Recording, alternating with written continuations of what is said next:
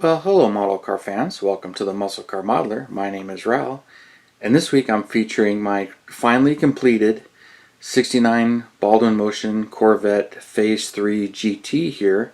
This is a 427 car, and it's quite the bad boy. And through Baldwin Chevrolet and Motion Performance, these cars were built, and an extremely rare car. And there are about 10 of them made, and of those 10, 4 or 5 are known to exist right now, and this one closely mimics actually 2 of them. I didn't go with an exact specific build here, but pretty darn close. I went with all of the elements from different cars, and really just wanted to put them all into this one. And originally, because I was believing that it was going to be my only Baldwin Motion Phase 3 GT, so when it came to these cars, they were quite the performers and the ultimate vision of Joe Rosen's ultimate Corvette. All luxury, all image and performance. These things were guaranteed 11 seconds in a quarter mile, and many of them delivered, even in the Corvettes. And they had a 535 horsepower 427 engine, I guess is the base engine. They would do whatever the customer wanted. They would add many different things. So when I was reading about the specific cars and what they do, some of them were geared really low, and then they put an overdrive on the back of the transmission. So besides having like a 3-speed automatic, it would have an overdrive to really get it up on the highway. And it was, in theory, they could break 200 miles an hour, but it's not really stated that any of them did. But not all of them had that. There's a white 71 Phase 3 GT that has that overdrive and is like the most loaded of all of them. That one's known to exist. There's a gold one that's just what this one closely resembles, which is the only one with these Shelby side scoops, which are provided in the resin body.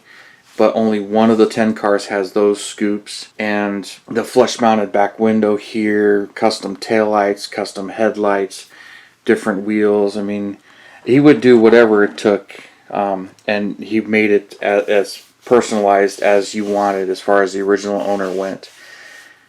And all of them had the 427, but the configurations were a little bit different. But they did have the Edelbrock intake and the Fly Eye air cleaner, and many different things, headers. Well, not all of them had headers, but from what I was reading and understanding, but one of the major things was they all had this hood. This was like a signature hood. And I think the hood's really cool, and it's a throwback. It's got kind of the 67 scoop on it, but not quite the same. Doesn't have the bulge in it. So it's a mixture of a couple of hoods, but it's quite a cool hood and interesting car to research and read. And there are the few that are known to exist. They've got varied histories, and it's interesting trying to get the details on them. But like I said, I didn't do a specific car, which was very easy to do, but I did take elements of some and others and mix them up. So when it came to this particular car and this particular build and getting it, this is an old resin body from Mini Exotics, and I met Gerry Chevalier, which was Mini Exotics when it first came out, so I'm not really sure the full history there, but he told me that he sold his company to R&D Unique in about 2000. And 2003 was when I was really starting to get back into models, so I had bought a number of Mini Exotic kits from R&D Unique, so I wasn't dealing with Gerry specifically, but I knew of the product, and I've purchased a lot of resin kits over the years. So if it's a muscle car and it's resin, I've probably had it or wanted it. But this is one that I had found out about and was hoping to someday find, but they just don't turn up. Meeting him through some of other Mini Exotic kits that I had bought, and we got to talking, and he presented me with this one because I told him it's one of the kits that I wish I had, and he had one that was started. I'll throw some photos up. I've shown them before, but I'll put some photos up of what I started with, and it was a real similar color. I tried to replicate the color as much as possible, and I loved the color, but I decided it had some lacquer cracking and some issues where parts, it had some chips in it. And being that I didn't know what it was painted with, he said he had started it 20 years ago. It was a stalled build. And so I purchased it off of him, got all excited, and I had to strip the paint. So I stripped the paint off the hood first, which this one is a resin hood. And the only real difference between it and the kit hood is it was opened up, but that's an easy mod. I had gotten his stalled project, and then I ended up stripping it and getting it going, and pretty excited, but then some things happened and the project got stalled. I had painted the whole car gold, and then I was trying to get the more of the Aztec gold orange that's on here, or the, instead of just being gold, a yellowish gold, kind of like a pearl. I ended up using Tamiya spray in gold, and then I airbrushed Tamiya's clear yellow on top of it to get this color. Now that's clear, so the more layers you get, the more it gets. So the body and hood came out great. Loved it. So if you see some of my videos on the build, I talk about that. And then I had some issues where I was trying to mask off the stripes because I was going to paint the stripes on, and I messed up on the hood. I was trying to replicate these stripes, and it didn't quite work out. So I ended up messing up paint, you know, a couple of different layers of paint, and having a little bit of trouble getting it to stick.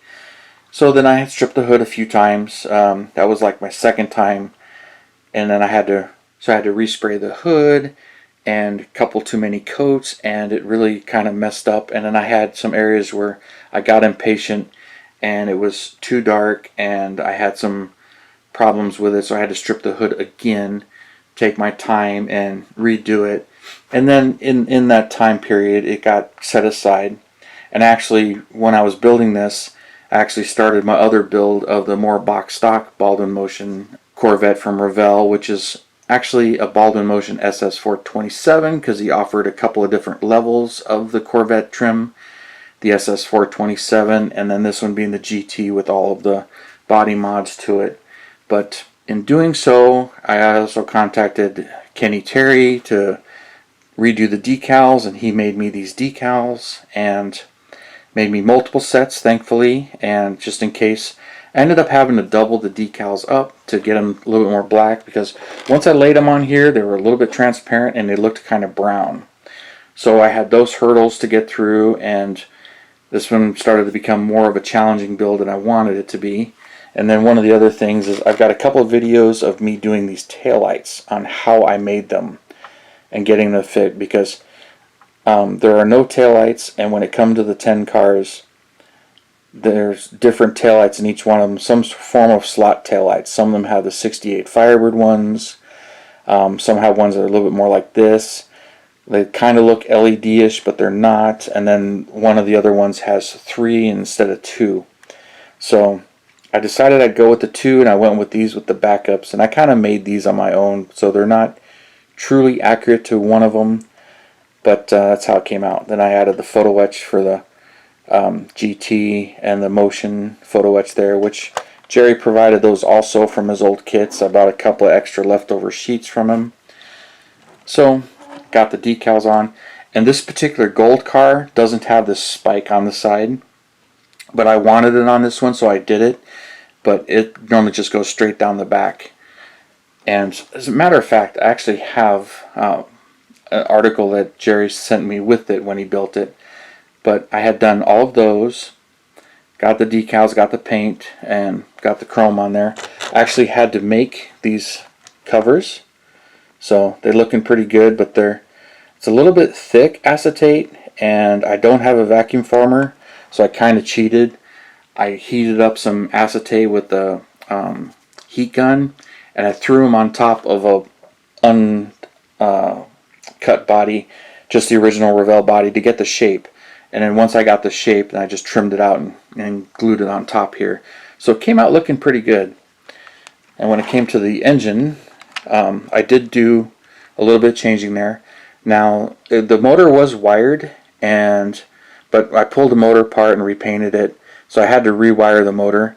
I changed the fly-eye air cleaner out. It had one that actually comes from AMT's Baldwin Motion Camaro kit, along with the valve covers. I used those. Now I had an issue where this breather right here, it sticks up pretty high, and if you notice, this thing is going to hit it I'll actually cut the firewall and move that back.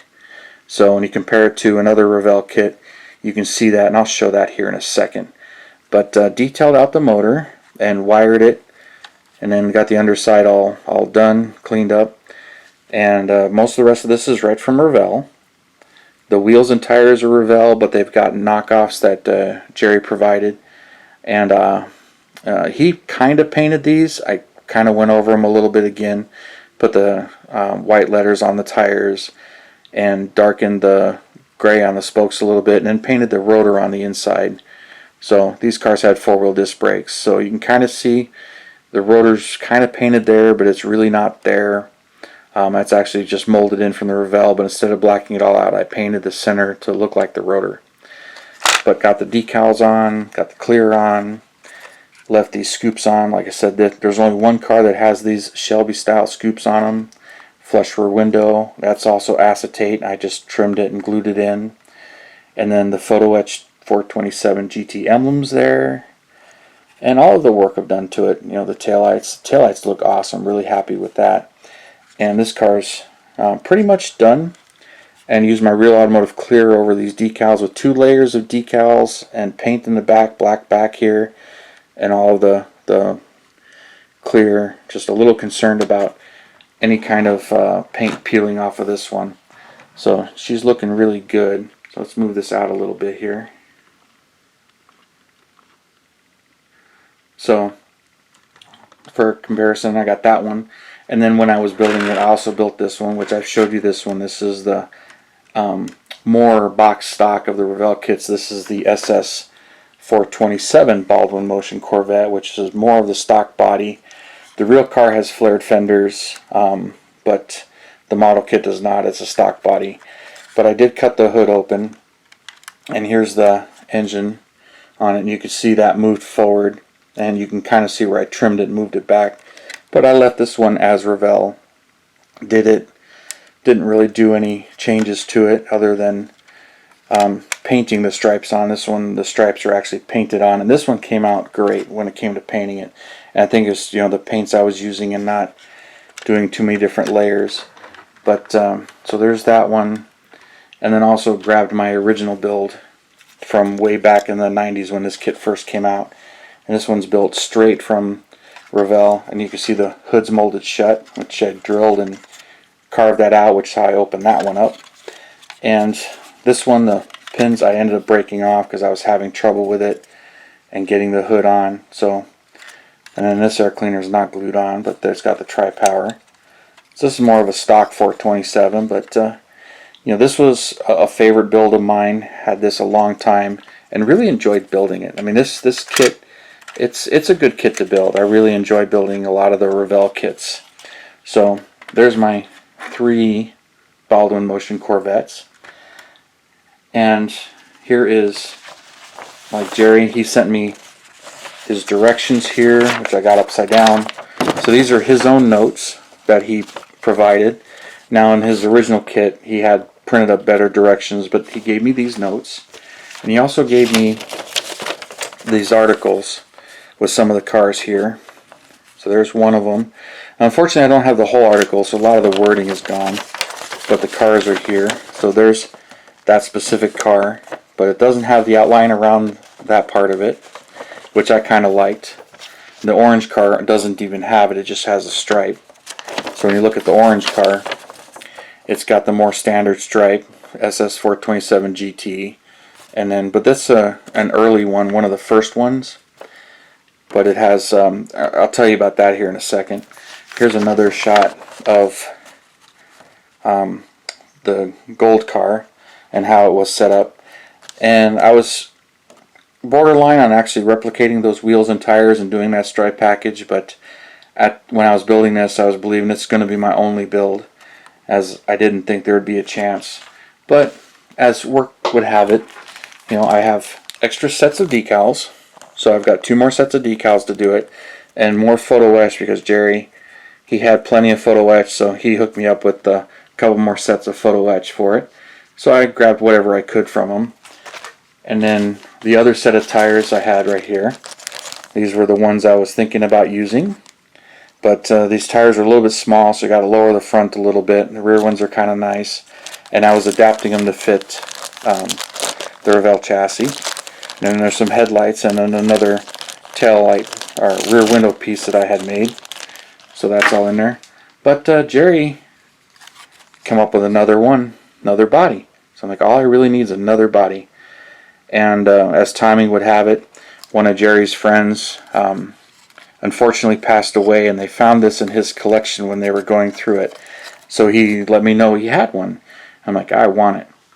So I'm going to sand these scoops off, and this thing needs some cleanup. Now, it's not perfect. It's got some bubbles here, and he let me know that it was one of his good friends, that he wouldn't normally sell one with this kind of quality, but it was buildable, so you know, his friend got it and had it all these years, and I was able to get a hold of it, so I got to fill these in, fill a few things in. But it's got the emblems molded in right here, and then the GT on the back, and no taillights, but I don't have any of the resin taillights he provided. I may do the stock ones, which is what I think. Got to trim all this out for the back window and clean up all the flash. And then I don't have the hood, but it's no big deal because I can use this hood and cut it out just like I did. So this one I'm really thinking about building as this orange car, which I really like this orange car and the combo on it. Now, what I understand is this article is from the late 80s, early 90s, and this was a known car. And recently, the owner that bought this car knew when he was a kid. It's a long story, but make it quick and short. He bought this car and he spec'd it out, but it did not have these headlights. It had the normal headlights. Like I said, it was an early Phase 3 GT, one of the firsts, and he bought that car. So it has the stock taillights. It had flares, and I think those may have been added or not. But he has since restored the car back to how he bought it. But it said in like 71 he'd wrecked the car, and Baldwin Motion had fixed it up, and they had ended up putting the headlights into it. Since it was a Phase 3 GT, they put the Phase 3 GT front end on it, but his was an early car and didn't have it. So for most of its life it had these headlights, but that's not how he originally bought it.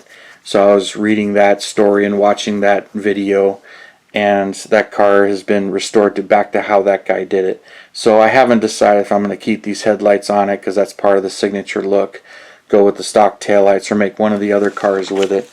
But I think it's the same thing where I'll keep the Phase 3 GT look and Baldwin Motion look to it, but I'm not going to add this. I'm just going to have the more regular stripe like this one has on it, where it's just the T-stripe, because I really like this stripe, and I think I'll do it orange and black with that T-stripe because they're both on my kits. So figured I would show this off to you, give you a nice group shot of all three of my Baldwin Motion Corvettes here, and you guys seem to really appreciate that. So I just figured I would share this with you, and I appreciate all the likes, comments, and shares. Really appreciate it. And please subscribe. If this content you like, please subscribe. And you guys, you have a wonderful Saturday, and I'll see you next weekend.